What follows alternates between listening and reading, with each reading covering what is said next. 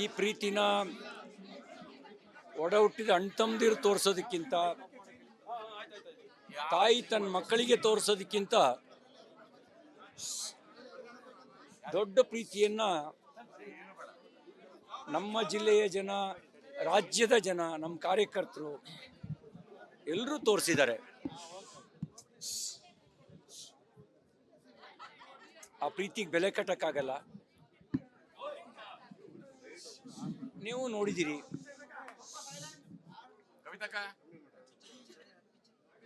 ಜಿಲ್ಲೆನಲ್ಲಿ ಮೊದಲನೇ ಬಾರಿಗೆ ಬಿಜೆಪಿಯಿಂದ ನಾವು 3 ಜನ ಗೆದ್ದಾಗ ಅವತ್ತೇ ಸಂಕಲ್ಪ ಮಾಡಿದ್ವಿ,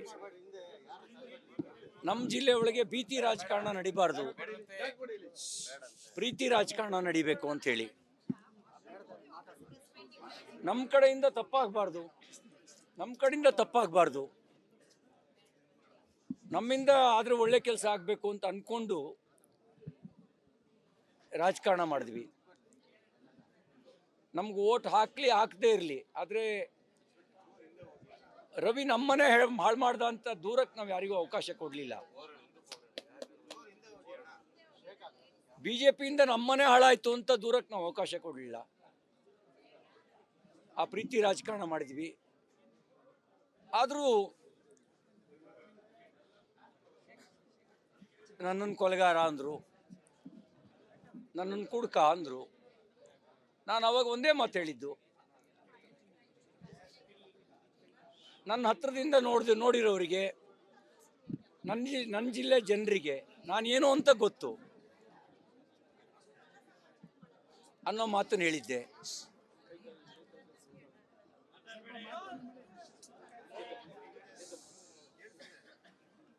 ಈ ಆಪಾದನೆ ಸಾಲಿಗೆ ಇನ್ನೊಂದು ಹೊಸ ಆಪಾದನೆ ಹೊರಿಸಿದ್ದಾರೆ. ನಾನು ಅದ್ರ ಬಗ್ಗೆ ಈಗೇನೂ ಮಾತಾಡೋದಿಲ್ಲ. ಜಿಲ್ಲೆ ಜನ ತೋರಿಸಿರ್ತಕ್ಕಂಥ ಈ ಪ್ರೀತಿಗೆ, ವಿಶ್ವಾಸಕ್ಕೆ ಕೃತಜ್ಞತೆಗಳನ್ನು ಸಲ್ಲಿಸಿ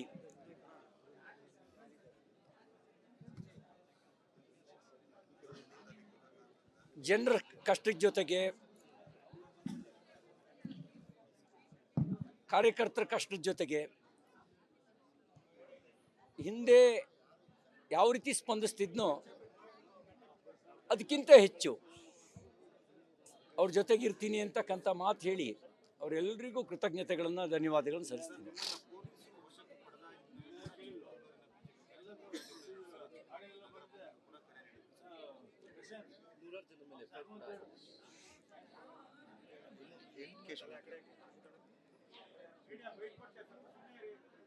ನೋಡೋಣ, ಸರ್ವಾಧಿಕಾರ ಒಂದಿನ ಕೊನೆಯಾಗಲೇಬೇಕು. ಪ್ರಜಾಪ್ರಭುತ್ವ ಮತ್ತು ಸರ್ವಾಧಿಕಾರ ಒಟ್ಟಿಗೆ ಇರೋಕ್ಕೆ ಸಾಧ್ಯ ಇಲ್ಲ. ಇಲ್ಲಿ ಪ್ರಜಾಪ್ರಭುತ್ವ ವ್ಯವಸ್ಥೆ ಒಳಗೆ ಸರ್ವಾಧಿಕಾರಿ ಮನಸ್ಥಿತಿಯ ಆಡಳಿತ ನಡೆಸ್ತಾ ಇದ್ದಾರೆ. ಯಾವ ಕಾರ್ಯಕರ್ತರನ್ನು ಒಂಟಿಯಾಗಿ ಬಿಡಲ್ಲ ಅಂತ 100 ಕೇಸ್ ಹಾಕಲಿ, ಅವ್ರನ್ನ ಎದುರಿಸ್ತೀವಿ. ಕೇಸ್ನಿಂದ ನಮ್ಮ ಕಾರ್ಯಕರ್ತರನ್ನ ಎದುರಿಸೋಕ್ಕಾಗಲ್ಲ. ಆ ಕೇಸು ನಮ್ಮ ಕಾರ್ಯಕರ್ತರಿಗೆ ಇನ್ನಷ್ಟು ಹೋರಾಟ ಮಾಡುವ ಶಕ್ತಿ ಕೊಡುತ್ತೆ. ಹಿಂದೆಯೂ ನಮ್ಮನ್ನು ಹೆದರ್ಸೋಕೆ ನೋಡಿದರು, ಯಾರು ನಮ್ಮ ಕಾರ್ಯಕರ್ತರು ಬಗ್ಲಿಲ್ಲ, ಆಗಲೇ ಹೆದರಲಿಲ್ಲ. ಈಗ ಹೆದರೋ ಪ್ರಶ್ನೆ ಇಲ್ವೇ ಇಲ್ಲ. ಎದುರಿಸ್ತೀವಿ. ಮತ್ತು ಸುಳ್ಳು ಕೇಸ್ನ ಹಾಕಿದ್ರೆ, ಯಾರ್ದೋ ಮರ್ಜಿಗೆ ಕುಣಿದ್ರೆ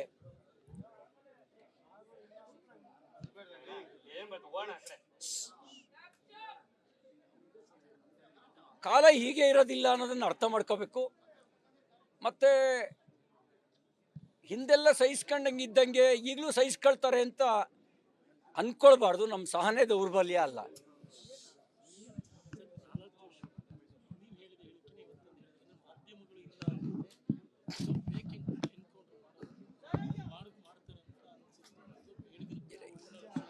ಅವರ ನಡೆ ನಿಗೂಢ ಮತ್ತು ಅನುಮಾನಾಸ್ಪದವಾಗಿತ್ತು. ನನ್ನನ್ನು ಮಧ್ಯರಾತ್ರಿನಲ್ಲಿ ಕ್ರಷರಿಗೆ ಕರ್ಕೊಂಡು ಹೋಗಿ ಕ್ರಷರ್ನಲ್ಲಿ ನನಗೆ ಸೇಫ್ಟಿ ಕೊಡಕ್ಕೆ ಮಾಡಿದ್ರಾ? ಕಬ್ಬಿನ ಗದ್ದೆ ಒಳಗೆ ನನ್ನ ರಕ್ಷಣೆ ಮಾಡಕ್ಕೆ ಮಾಡಿದ್ರಾ? ಕಾಡಿನ ಮಧ್ಯದಲ್ಲಿ ನಾನು ರಕ್ಷಣೆ ಮಾಡಬೇಕು ಅಂತ ಮಾಡಿದ್ರಾ? ಈಗ ನಮ್ಮ ಮುಖ್ಯಮಂತ್ರಿಗಳಿಗೆ ಪೊಲೀಸ್ ಠಾಣೆಯಲ್ಲಿ ಇಟ್ಕೊಂಡ್ರೆ ಯಾರು ಏನಾರೋ ಮಾಡಿಬಿಡ್ತಾರೆ ಅಂತ ಭಯ. ಅದಕ್ಕೆ ಒಂದು 6 ಜನನ ಕಳಿಸಿ ಕಬ್ಬಿನ ಗದ್ದೆ ಒಳಗಿಡ ಪ್ರಯತ್ನ ಮಾಡಿದರು. ಜಲ್ಲಿ ಕ್ರಷರ್ ನಡುವೆ ಕರ್ಕೊಂಡು ಹೋದ್ರು, ಕಾಡಿನ ಮಧ್ಯಕ್ಕೆ ಕರ್ಕೊಂಡು ಹೋದ್ರು.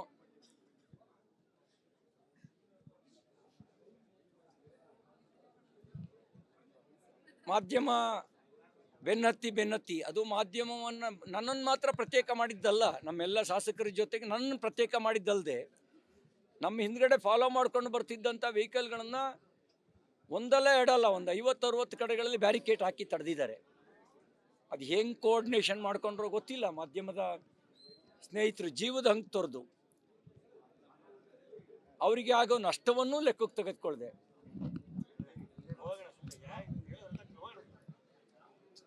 ಅವರು ಬೆನ್ನತ್ತಿ ಎಲ್ಲರ ಕಡೆಯಲ್ಲ ಪ್ರತ್ಯಕ್ಷ ಆಗಿದ್ದರಿಂದ ಅವರಿಗೆ ಏನೂ ಮಾಡೋಕ್ಕಾಗದೆ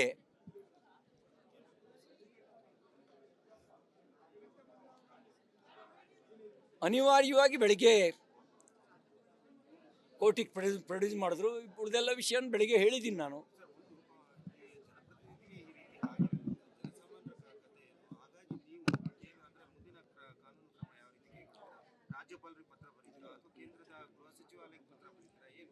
ಕಾನೂನು ಕ್ರಮವನ್ನು ಕೈಗೊಳ್ತೀವಿ, ಹಕ್ಕುಚ್ಯುತಿಯನ್ನು ಮಂಡಿಸ್ತೀನಿ, ಮಾನವ ಹಕ್ಕುಗಳಿಗೂ ದೂರು ಸಲ್ಲಿಸ್ತೀವಿ.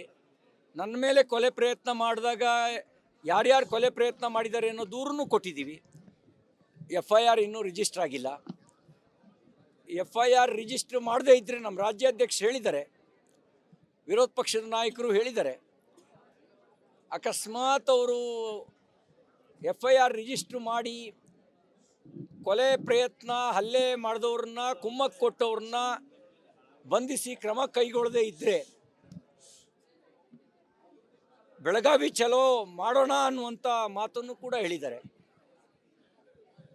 ಯಾರೋ ಒಬ್ಬರು ದೊಡ್ಡ ಮನುಷ್ಯರು ಹೇಳಿದ್ರು, ಬೆಳಗಾವಿಯಿಂದ ಬದುಕಿ ಬಂದಿದ್ದೆ ಪುಣ್ಯ ಅಂತ ಹೇಳಿ. ಬೆಳಗಾವಿ ಜನ ಹೇಳ್ತಾ ಇದ್ದಾರೆ, ಯಾರೇನು ಮಾಡ್ತಾರೆ ಬಾ ನೀನು ಇಲ್ಲಿಗೆಯ, ನಿನ್ನ ಜೊತೆಗೆ ನಾವಿದ್ದೀವಿ ಅನ್ನೋವಂಥ ಮಾತನ್ನು ಬೆಳಗಾವಿ ಜನ ಹೇಳ್ತಿದ್ದಾರೆ. ಅವ್ರು ಕೇಸ್ ರಿಜಿಸ್ಟರ್ ಮಾಡದೇ ಇದ್ದರೆ ಪಕ್ಷದ ವರಿಷ್ಠರ ಜೊತೆನಲ್ಲಿ ಮಾತಾಡಿ ಪಕ್ಷ ಏನು ನಿರ್ಧಾರ ತಗೊಳುತ್ತೆ ಆ ಹೋರಾಟದ ದಾರಿಯನ್ನು ನಾವು ಹಿಡಿತೀವಿ. ಈ ಪ್ರೀತಿನ ಒಡ ಹುಟ್ಟಿದ ಅಣ್ತಂದಿರು ತೋರಿಸೋದಕ್ಕಿಂತ,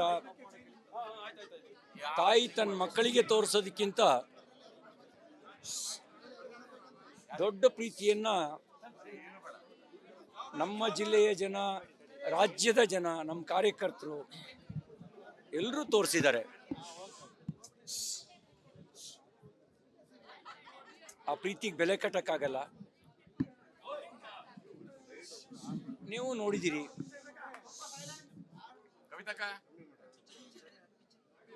ಜಿಲ್ಲೆನಲ್ಲಿ ಮೊದಲನೇ ಬಾರಿಗೆ BJPಯಿಂದ ನಾವು 3 ಜನ ಗೆದ್ದಾಗ ಅವತ್ತೇ ಸಂಕಲ್ಪ ಮಾಡಿದ್ವಿ,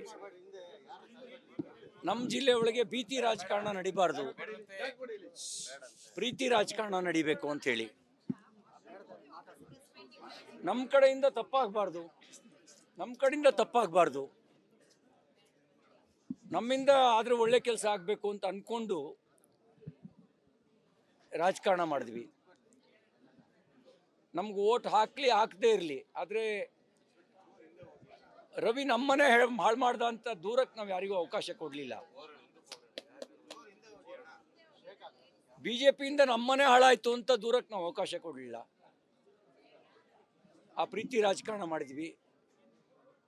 ಆದರೂ ನನ್ನನ್ನು ಕೊಲೆಗಾರ ಅಂದರು, ನನ್ನನ್ನು ಕುಡ್ಕ ಅಂದರು. ನಾನು ಅವಾಗ ಒಂದೇ ಮಾತು ಹೇಳಿದ್ದು, ನನ್ನ ಹತ್ರದಿಂದ ನೋಡಿರೋರಿಗೆ, ನನ್ನ ಜಿಲ್ಲೆ ಜನರಿಗೆ ನಾನೇನು ಅಂತ ಗೊತ್ತು ಅನ್ನೋ ಮಾತನ್ನು ಹೇಳಿದ್ದೆ.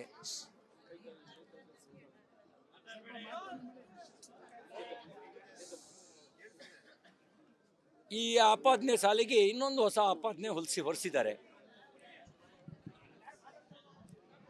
ನಾನು ಅದ್ರ ಬಗ್ಗೆ ಈಗೇನೂ ಮಾತಾಡೋದಿಲ್ಲ. ಜಿಲ್ಲೆ ಜನ ತೋರಿಸಿರ್ತಕ್ಕಂಥ ಈ ಪ್ರೀತಿಗೆ, ವಿಶ್ವಾಸಕ್ಕೆ ಕೃತಜ್ಞತೆಗಳನ್ನು ಸಲ್ಲಿಸಿ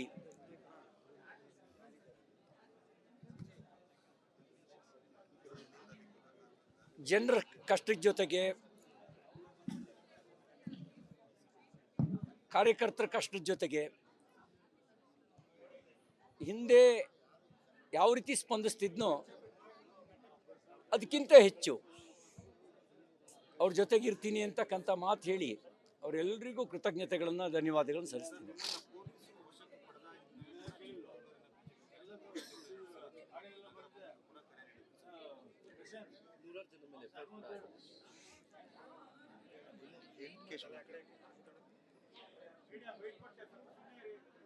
ನೋಡೋಣ, ಸರ್ವಾಧಿಕಾರ ಒಂದಿನ ಕೊನೆಯಾಗಲೇಬೇಕು. ಪ್ರಜಾಪ್ರಭುತ್ವ ಮತ್ತು ಸರ್ವಾಧಿಕಾರ ಒಟ್ಟಿಗೆ ಇರೋಕ್ಕೆ ಸಾಧ್ಯ ಇಲ್ಲ.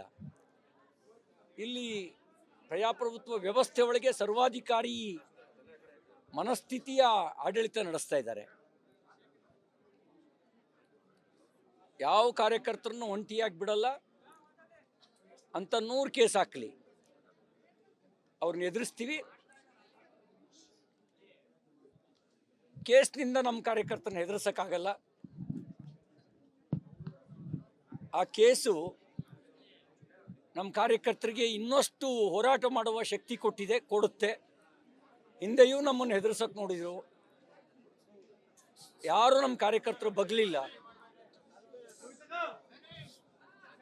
ಆಗಲೇ ಹೆದರಲಿಲ್ಲ. ಈಗ ಹೆದರೋ ಪ್ರಶ್ನೆ ಇಲ್ವೇ ಇಲ್ಲ. ಎದುರಿಸ್ತೀವಿ. ಮತ್ತು ಸುಳ್ಳು ಕೇಸ್ನ ಹಾಕಿದರೆ, ಯಾರ್ದೋ ಮರ್ಜಿಗೆ ಕುಣಿದ್ರೆ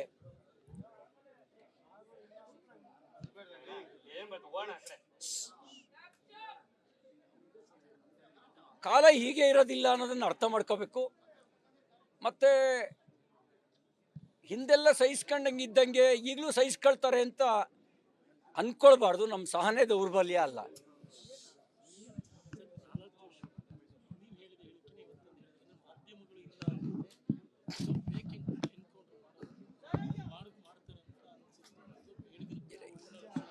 ಅವರ ನಡೆ ನಿಗೂಢ ಮತ್ತು ಅನುಮಾನಾಸ್ಪದವಾಗಿತ್ತು. ನನ್ನನ್ನು ಮಧ್ಯರಾತ್ರಿನಲ್ಲಿ ಕ್ರಷರಿಗೆ ಕರ್ಕೊಂಡು ಹೋಗಿ ಕ್ರಷರ್ನಲ್ಲಿ ನನಗೆ ಸೇಫ್ಟಿ ಕೊಡಕ್ಕೆ ಮಾಡಿದ್ರಾ? ಕಬ್ಬಿನ ಗದ್ದೆ ಒಳಗೆ ನನ್ನ ರಕ್ಷಣೆ ಮಾಡಕ್ಕೆ ಮಾಡಿದ್ರಾ? ಕಾಡಿನ ಮಧ್ಯದಲ್ಲಿ ನನ್ನ ರಕ್ಷಣೆ ಮಾಡಬೇಕು ಅಂತ ಮಾಡಿದ್ರಾ? ಈಗ ನಮ್ಮ ಮುಖ್ಯಮಂತ್ರಿಗಳಿಗೆ ಪೊಲೀಸ್ ಠಾಣೆಯಲ್ಲಿ ಇಟ್ಕೊಂಡ್ರೆ ಯಾರು ಏನಾರೋ ಮಾಡಿಬಿಡ್ತಾರೆ ಅಂತ ಭಯ. ಅದಕ್ಕೆ ಒಂದು 6 ಜನನ ಕಳಿಸಿ ಕಬ್ಬಿನ ಗದ್ದೆ ಒಳಗಿಡೋ ಪ್ರಯತ್ನ ಮಾಡಿದರು. ಜಲ್ಲಿ ಕ್ರಷರ್ ನಡುವೆ ಕರ್ಕೊಂಡೋದ್ರು, ಕಾಡಿನ ಮಧ್ಯಕ್ಕೆ ಕರ್ಕೊಂಡೋದ್ರು.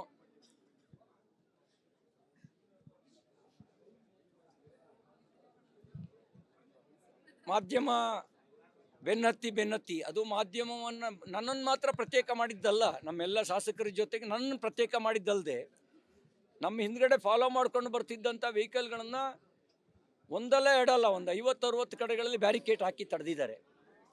ಅದು ಹೆಂಗೆ ಕೋಆರ್ಡಿನೇಷನ್ ಮಾಡ್ಕೊಂಡ್ರೋ ಗೊತ್ತಿಲ್ಲ. ಮಾಧ್ಯಮದ ಸ್ನೇಹಿತರು ಜೀವದ ಹಂಗೆ ತೊರೆದು ಅವರಿಗೆ ಆಗೋ ನಷ್ಟವನ್ನೂ ಲೆಕ್ಕಕ್ಕೆ ತೆಗೆದುಕೊಳ್ಳದೆ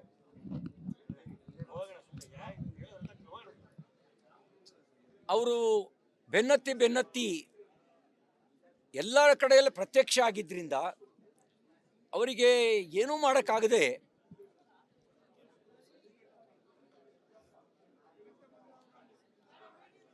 ಅನಿವಾರ್ಯವಾಗಿ ಬೆಳಿಗ್ಗೆ ಕೋರ್ಟಿಗೆ ಪ್ರೊಡ್ಯೂಸ್ ಮಾಡಿದ್ರು. ಉಳಿದೆಲ್ಲ ವಿಷಯ ಬೆಳಿಗ್ಗೆ ಹೇಳಿದ್ದೀನಿ ನಾನು.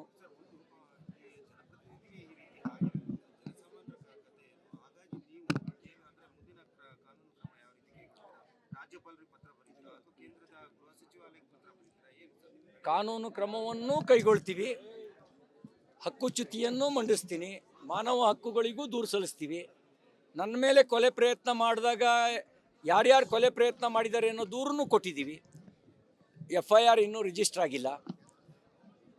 FIR ರಿಜಿಸ್ಟರ್ ಮಾಡದೇ ಇದ್ದರೆ ನಮ್ಮ ರಾಜ್ಯಾಧ್ಯಕ್ಷರು ಹೇಳಿದ್ದಾರೆ, ವಿರೋಧ ಪಕ್ಷದ ನಾಯಕರು ಹೇಳಿದ್ದಾರೆ, ಅಕಸ್ಮಾತ್ ಅವರು FIR ರಿಜಿಸ್ಟ್ರ್ ಮಾಡಿ ಕೊಲೆ ಪ್ರಯತ್ನ, ಹಲ್ಲೆ ಮಾಡಿದವ್ರನ್ನ, ಕುಮ್ಮಕ್ಕೆ ಕೊಟ್ಟವ್ರನ್ನ ಬಂಧಿಸಿ ಕ್ರಮ ಕೈಗೊಳ್ಳದೇ ಇದ್ದರೆ